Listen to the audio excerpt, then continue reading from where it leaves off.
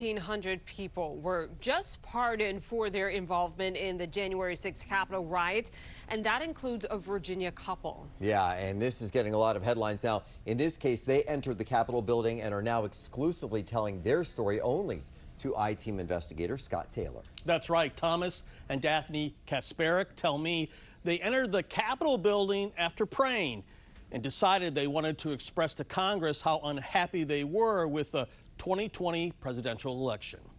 You know, I said, I'm opening my door. I'm not going to resist you. I'm coming out. I didn't want to get my head blown off, but when I got out there, 4 M4s about this far from my head.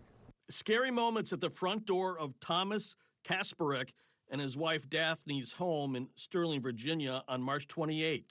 The FBI came to arrest both in connection to alleged crimes they committed at the U.S. Capitol on January 6th.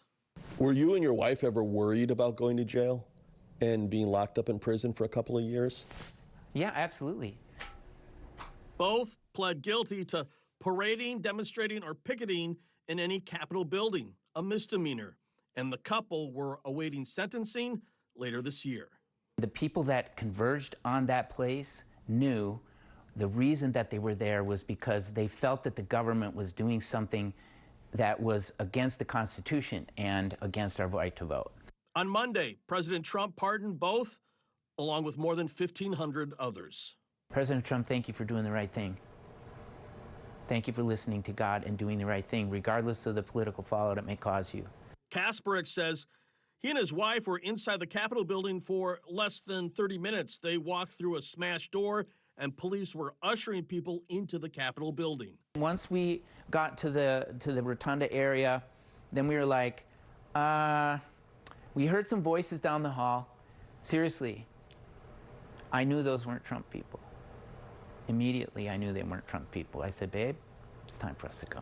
Kasperek says he feels very sorry for anyone who was injured in the Capitol riot. What do you say to the people who believe you should be in jail, you should at least have a criminal conviction against you? What do you say to that? They're just misinformed. They just don't have enough information. My question to them would be, were you there?